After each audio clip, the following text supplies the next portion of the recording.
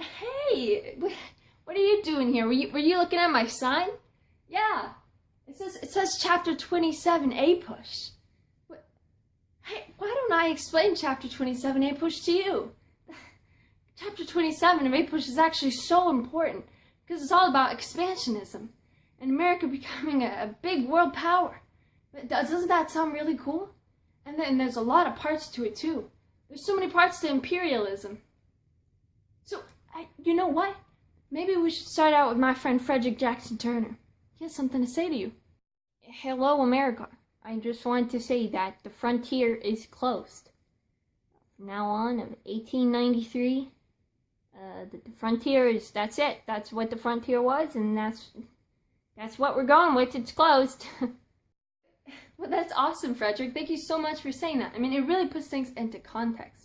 Because when the frontier closed, all of a sudden we were expanding everywhere, not just the coast. And there were a lot of reasons for it, too. I mean, let's think of a few. How about economic? I mean, we wanted more markets and more resources. And political? Of course, we wanted to compete with other countries. And what else could there be? Oh, military. How about the Navy? We wanted to expand all these things. We wanted to become a superpower. There were also a lot of ideological motives, like how Darwin's theory could apply to international affairs. And you know what? Even the white man's burden. But let's get on to some more topics. How about some examples of imperialism during the 1890s? See, first up is Hawaii. Wow, what a fun place. You know, I would love to go on a vacation to Hawaii, but I got school, so that's not gonna happen. And it sucks, but it's not gonna happen. So, you know what? Why me explain what went on in Hawaii when I can have my friend explain it? Well, I'm clearly looking at it, and I'm here to say the big white man took my land. That's not okay. Then he murdered me in cold blood. Said our fruits were sweet, and we gave them all that they could eat. All that they could eat. All that he said was, I want Hawaii, so girl, just quit whining.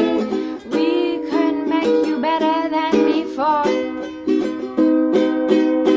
I want Hawaii, so girl, just quit whining. We know you. That's... Yeah, you know... Thanks for that song. You know, what I think that Queen was talking about was when this whole thing that happened in Hawaii, and it all started out in the 1820s when missionaries, Christian missionaries, came over to Hawaii, and they figured out that they pretty much liked it. And then later on, in 1887, the United States got the Pearl Harbor base.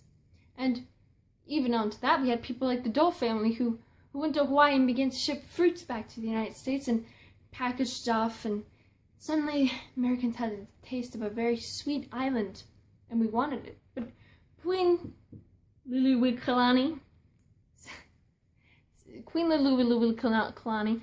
said that, you know, Hawaii should be ruled by the Hawaiian people. And Americans didn't think so, of course. So there was this whole overthrow of the Queen. And then eventually Hawaii was annexed by the United States, now making 50 states. Quick thing about the annexation of Hawaii was that Grover Cleveland originally did not want to annex Hawaii, but William McKinley decided it was okay. Oh, what's up? Okay, yeah, I'm here to talk to you about Cuba. I don't know this person. They just pulled me off the street, said talk about Cuba. Alright, so I was there. So the whole deal is Cuba was originally controlled by Spain.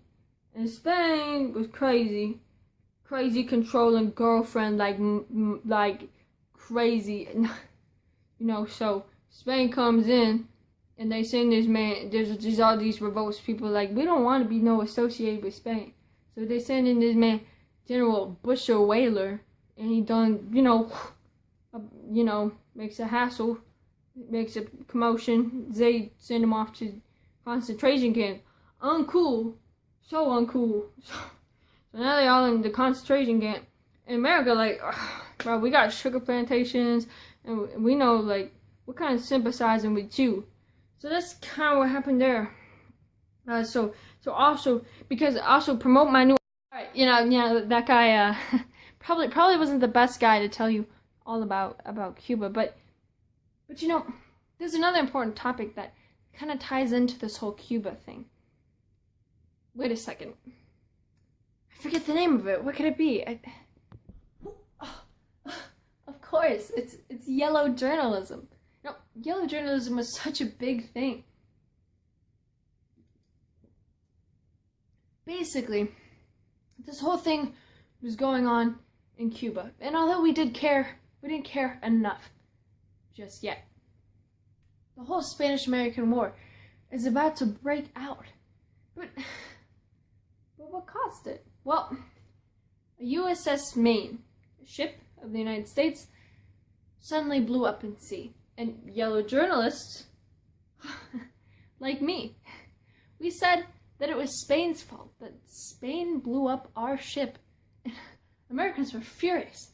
They read it everywhere. They saw pictures of the ship exploding with headlines as Spain did it.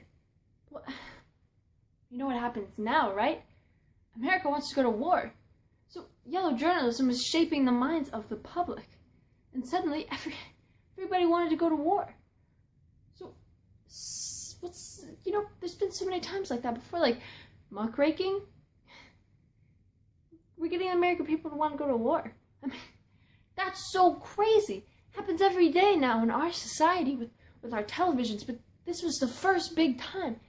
I mean, it was later discovered that the USS Maine actually just kind of exploded, but who cares? Now we were in a real war. Exactly. So yellow journalism was a really big thing, and still today we use a lot of the same tactics. Wait a second. What is this? Oh no. Not the loan letter. See, everybody was disrespecting President McKinley, and he got so angry. On top of the USS Maine and all this yellow journalism, we had to go to war. So, I guess that means all of a sudden we're in the Spanish-American War, and a big war that was. As of 1898, in April, the United States declared war on the Philippines, Cuba, and Spain. You know, we had to begin somewhere, so we started with the Teller Amendment. Let me tell it to you. So, the Teller Amendment basically said that we weren't trying to take over Cuba, that we were only going to help, and then when the war ended, we would leave. But the Teller Amendment worked for a little while until we totally replaced it with the Platt Amendment. And though we did stay mostly true to the Teller Amendment, we did ask for Guantanamo Bay. And hey, it's a big gain for us. A little bit more about the war. We had this guy, George Dewey, and he was really great with the Navy. In fact, he crushed the Spanish fleet at Manila Bay.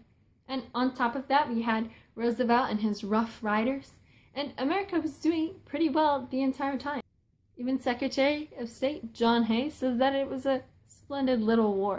The war ends in 1898, and there's a debate over the Treaty of Paris, but the United States gains Guam, Cuba, Puerto Rico, and the Philippines. A big gain, but also a lot of questions arose. So after the addition of all of these places, we had to decide what was best for them, and there were several acts like the Four-Acre Act, and the question whether or not they would be included in the Constitution if laws applied to them was answered, and the conclusion was no, but only in some cases. So that's pretty much the main points. Obviously, you also have the Panama Canal and some other big points to the chapter, which you can find in my chapter review. But most of the big test items are included here.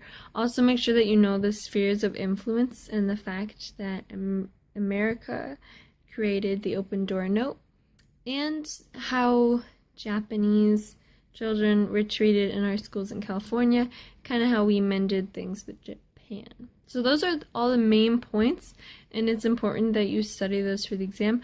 Also, if you like this video, give me an A.